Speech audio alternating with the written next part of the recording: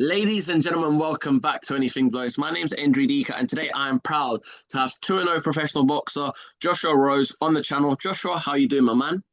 I'm good, thank you. How are you? I'm good. You got good drip. You got a nice little watch on, nice cap, nice fresh haircut. How you feeling? Thank you. Nah, I feel good, man. I feel great. So, 2-0. I want to take you back a little bit. Where did the desire come from to become a professional boxer? Uh, Ever since I was like 14, 13, 14, that was when I first won the nationals in the amateurs, and I knew from then that like this was where I was going to be. Like, I just, because I set the mark for myself. I was like, yeah, I'm going to chase my dreams down, and luckily I'm here now in a position where I can say like years ago I dreamt of being here. Do you know what I mean? And talk about your amateur career and what you achieved in the amateurs. So I won two national titles, um, well, two international golds, and I've won the Midlands 9 times. And I've got a lot of experience internationally. I've boxed everyone in the country, best lads in the country, and I've beat majority of them. And I've only lost on close fights against them, if I have. Do you know what I mean? And being from Birmingham, who did you look up to? I know you got Ben Whitaker now, but growing up as a little kid, did you look up locally or even in the UK and world? Who did you look up to boxer wise? See, like I've never growing up, I never really like watching boxing. That weren't really a massive thing for me. But if any boxer I looked up to, see, he's not from Birmingham. He's from the other side of the world. The only boxer I really looked up to was Lomachenko, Hmm. and I kind of based like I just learned a lot from him the way he moves his feet and that because that's my probably one of my best assets, my feet. So like watching him, I was like, yeah, I've just learned off him, and obviously learned from being in the gym, putting the work in. But yeah, not really in Birmingham. Not I had never really that only I only really started knowing about Birmingham boxing later on in life, like probably only like 2, 3 years ago.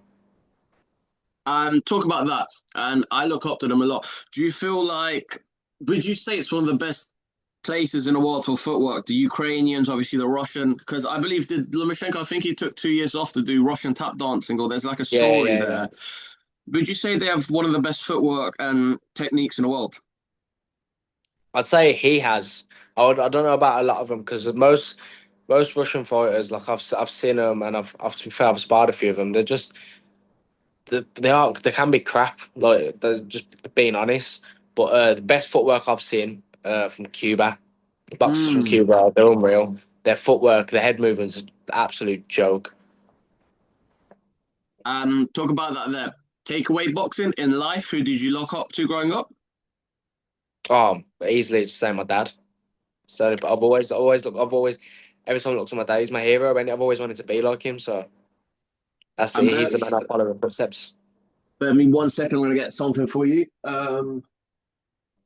Just because of the surname, I'm gonna have this on for the rest of the interview. I should have had it on from the start. Joshua Rose. Yeah, I appreciate that. You got a cap on. I've got a cap on. Yeah, and do you have a nickname or not yet? Yeah, the special one And where did that come from? that came from when I was probably how old was I? I'd have been young, probably like 13, 14, probably around about 13, 14. It all came around at the same time as when I won the nationals because I remember I came home and I was sparring and speaking to my mum about the spar, and she said to me, she went, okay, I can't remember the exact conversation, but basically to sum it up, she said, yeah, like her answer to my like statement, what I said was, yeah, it's because you're special. And then prior to that, my coach said I was special, and then I told her that my coach said it, and then she was like, well, that's your nickname, you're the special one, and it just stuck then. I love that, and that is to be remembered. So, talk about it there. What gym do you train at? Where do you train, and who is your head coach? So my head coach is Gary Turner. I train out of Fortress Boxing. It's in Dickens Heath. I've been there since start of 2024. Talk about your professional debut and turning pro. So my professional debut was against to be fair, he's a good obviously he was a journeyman, but a good journeyman. His name's Kane Singh. He's beat some prospects as well. After fighting me, he beat a lad called Jimmy Burnside, who was 6-0. and he's beat another lad on telly. I can't remember what his name was, but yeah, it was against. I fought him for my debut. Very tough fight. He was non-stop. He was relentless. To be honest, he told me after it that he came to win as well. Um, Dropped him in the second round, and yeah, obviously I beat him.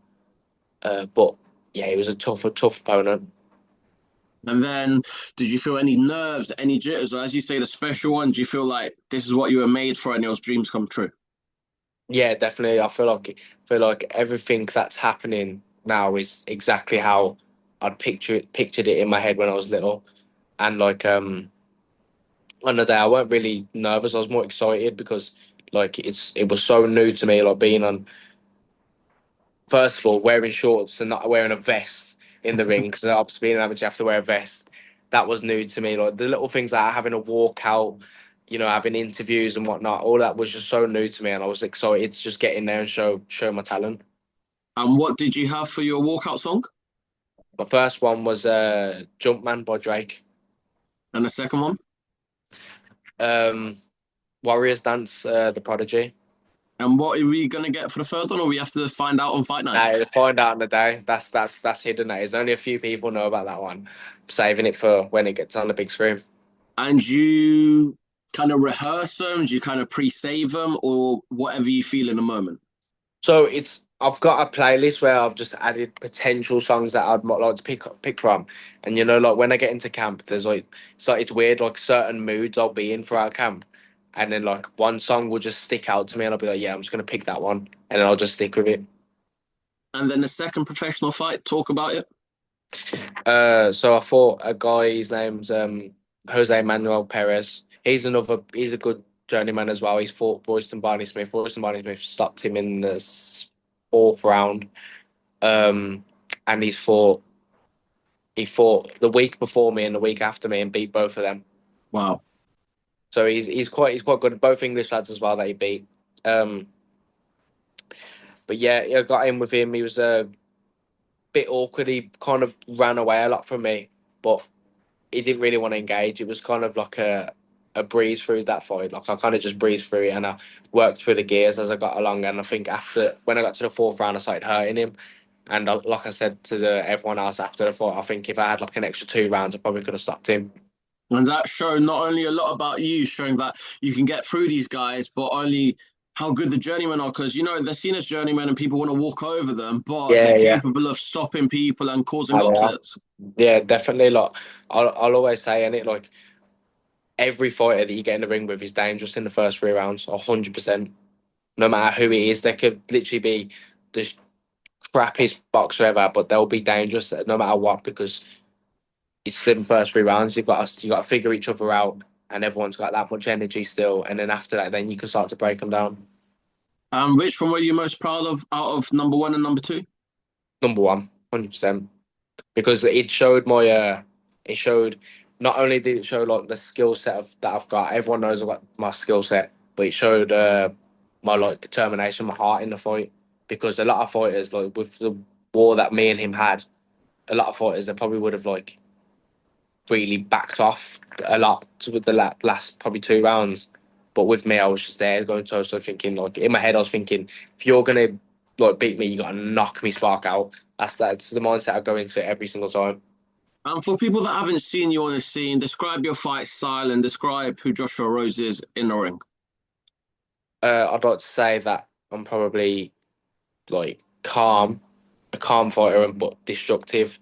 Like I can seem very relaxed, but and like the way I pick off my shots and whatnot, but they do a lot of damage and they can really get in there quick and efficient. I love that. And talk about this fight. So, originally scheduled for October 25th, Jamie TKV versus Fraser Clark for the British title, now rescheduled for November 29th. When were you made aware of this card, and when were you made aware that you're going to be on this card? So I got the call about 3 weeks ago. It was on a Wednesday, and that call was just like a potential shot.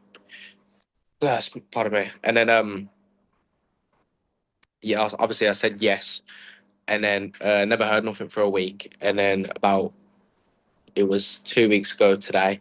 I got a phone call. I was literally fast asleep. Got a phone call. I was fast asleep. woke up and was like, "Yeah, you're on TV." So I only found out a few weeks ago, but luckily I've been in camp already because I was set to fight on the 23rd of November, which is the week before. So it really, it's just added an extra week to my camp. So I've been prepared for a good while. On the same night, Ben Whitaker is headlining in Birmingham. Do you wish you would have been fighting in Birmingham, or are you happy with Derby?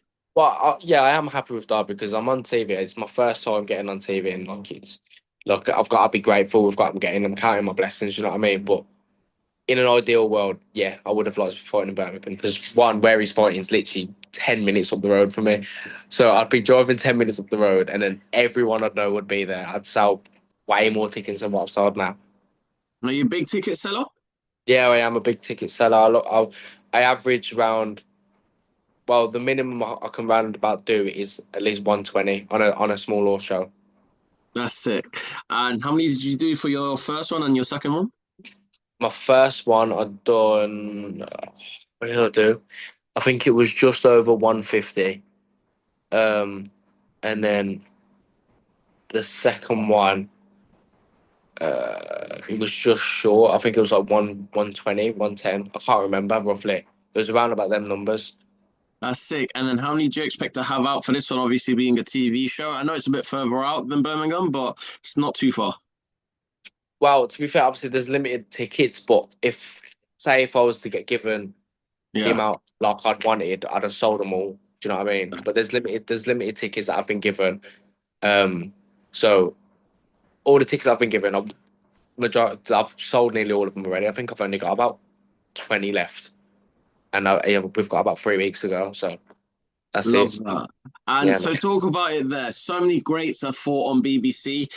Do you feel pressure? Do you feel honored, like we mentioned earlier, the special one, fighting on TV? And like you said, when you got the call, you're fighting on TV, it's about midnight, you're going to sleep, lucky your phone wasn't on Do Not Disturb. And yeah, how did you feel not only getting the call, because compare it this way, in football, people get excited for the first England call up. Could you compare this in that manner and saying you're fighting on British television? yeah, definitely. Like when I was getting that call, it was like I don't know, it was like a massive like relief for me. I was like in my head, I'm thinking, yeah, finally, like I've got the shot I deserved. Do you know what I mean? And then I remember because obviously when I was asleep, everyone in the house was asleep. So I've got up and I've went into my mum and dad's room, kicked the door, went, wake up. Obviously they've jumped up like what's going on? I've got on telly and then we was all buzzing. And I feel like genuinely it's where I'm like exactly where I want and need to be. And talk about that. Do you know your opponent for that night or not yet? Yeah, I've got an opponent. He's a Mexican. His name's I think it's either George or Jorge. I can't, but I don't know. Luis Beleza, no, Huerta Beleza or something like that. Mm-hmm. He's yeah, he's Mexican. He's won three, lost a good amount. He's lost a lot, but 13, yeah, I've got he's up quite to it. yeah. He's awkward. He's an awkward fighter. He likes to show off a bit, so he's going to be one of them that tries to get in my head and whatnot. But I've been in with lads who do stuff like that, and to be honest, in a way, it kind of makes me laugh. Like I'll just start laughing. Like I'm one of them people that like when people do stuff like that, I can't take it serious. No, So your face. yeah, so it will make me laugh, and then I'll just obviously I'll just let him do his showboating, and then just keep it straight to the boxing. But I don't And think he'll be able to, in my opinion. is it a four rounder or a six rounder? Six. And do you believe you could stop it? I know you're on TV and you probably want to get that knockout, but it's about being flashy, showing your skills, or Yeah. would you love that knockout? Obviously, knockouts ideal. If I can get in there, do him in 20 seconds, I will. Do you know what I mean? But um, my plan is to go in there, do exactly like do it round by round, break him down, and do it the right way. And if the stoppage comes, it comes. If the knockout comes, you know what I mean? It comes. And talk about that. I know we're not there now, but being on a TV show, like you say, the new stuff about having the media, having everyone around you, the press conference. Do you think once you step into a bigger arena, do you think you'll feel phased or not at all? Oh yeah, definitely. Like I was saying earlier, that I'm a proper like attention seeker. So all this stuff, I'll just take it in because I love it. But I think at first I'll probably be a little bit shy. Like it'll be something I have to adjust to. It's natural, and you're gonna get a bit nervous and a bit shy. But I think I'll adjust to it quite quick. And yeah, I think I'll enjoy it a lot. And talk about your weight. So you'll be competing at super feather or lightweight. Super feather. And talk about your division not only in the UK. You mentioned the likes of Royston Barney Smith, but talk Mm. about your division in the UK and in the world because everyone is going to use the cliche. It's a stacked division. It's the best division, but it really is, and it has a lot of great British talents and world talents. Yeah, it does. There's loads of good prospects in this weight. Um, but I think because there's so many that like the competition's like so diverse. You know what I mean? So like, how can I explain it? Like, not everyone could fight each other. Do you know what I mean? Mm. Like if I was to get all the way up there, I probably wouldn't end up fighting the top one right now, top two, top three in the world right now at super feather. Do you know what I mean? Mhm. I've watched him ringside a few times. What do you make of Ryan Garner? Who's that? Brian Ryan Garner. Garner, yeah, I've never watched him. never watched him. I've heard his name, but I've never really like seen anything of him. And like the Shakur Stevensons in this world. What do you think of them lot? Oh yeah, of course he's unbelievable. His IQ is just an absolute joke. Like I ain't seen anyone with as good IQ as him.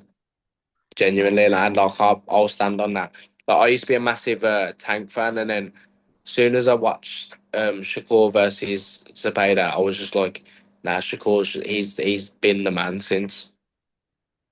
And I want to ask you this: if I was to meet you outside of boxing, take away the ring, take away training, say if I was to bump into you in the road, who is Joshua Rose as a human being, and just tell us who you are. Just a normal kid like you. I'm just like everyone else. Other than boxing, there's only a few things I really do. I just work, probably go to the gym and play golf. That's it. What do you work as? I'm a bin man. Oh, I love that. And how do you find it? Part time or full time? Oh, it's full time.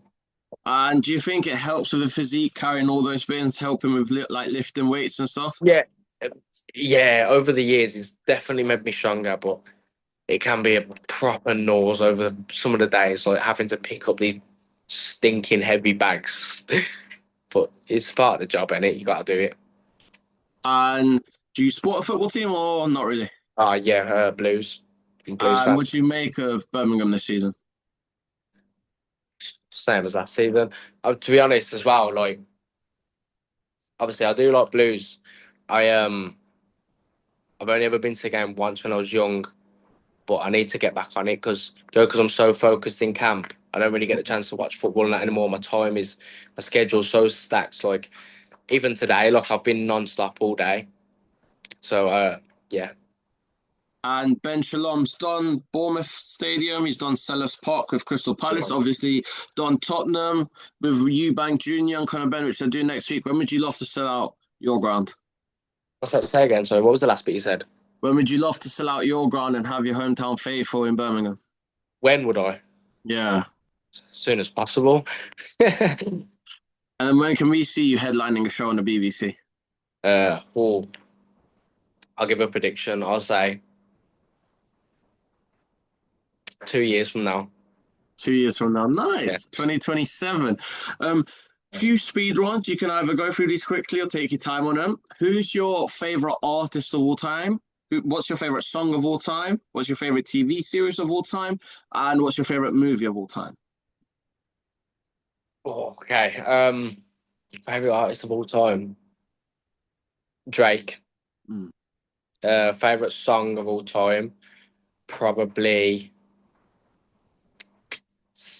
See, I'm very weird with these ones. Hold on, I'm gonna have to think this one through because I've got a top three right now. Mm-hmm. So it's Go hard. for It's it. hard Go to for it. pick. Say all Go three. for it Say all now. three.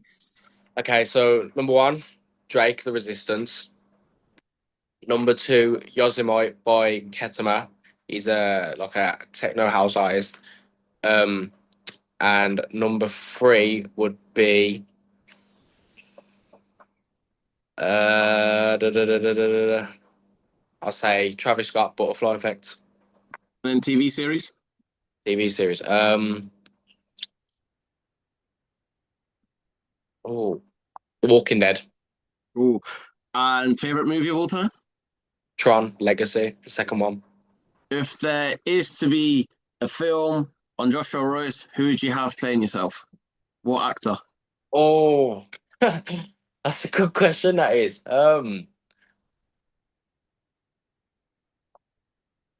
I don't know. That is actually a tough question. Do you know? I'm gonna say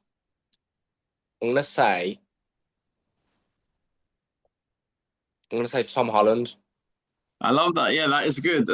Fits it, fits it. And as we know, Eminem walked out T-Bud, Terence Crawford. If you could ever have a rapper or a singer to walk you out in your title fight or your world title fight, who'd be the artist you'd like to walk you out? Hmm. Um, Gigs. Gigs, that's a good one. Penultimate question, just so I let you go. What's your one motivational message to everyone to block out the outside noise, block out the haters, block out the negativity, and follow and pursue their dreams? Um, Best thing I can say is don't focus on the if, buts, and maybes, and just focus on the facts and what's in front of you right now, and just count your blessings. And always work hard, keep pushing forward, because if you set your mind to anything, you will achieve it. If you believe it enough, it will happen for you. Anything else? Nah, that's it really. Just keep That is. working. And Joshua Royce, what is your final message to everyone that's going to tune in live on BBC on Channel 2 on the 29th of November? Everyone that's come, support is going to be at the Valley Arena in Derby to watch you, and everyone that's supporting from home and all around the UK and all around the world. And what can they expect on fight night? They can expect some fireworks, I'll tell you that. It's going to be a very fun fight to watch. And I'm happy to see everyone supporting and people that are coming and tuning in. Very thankful and very grateful for it. Thank you, Joshua Royce. Thank Future you. superstar in the making. See you November 29th, and we'll catch up after. Yeah, man. All the best, man. All the best, my man. God bless. Thank you.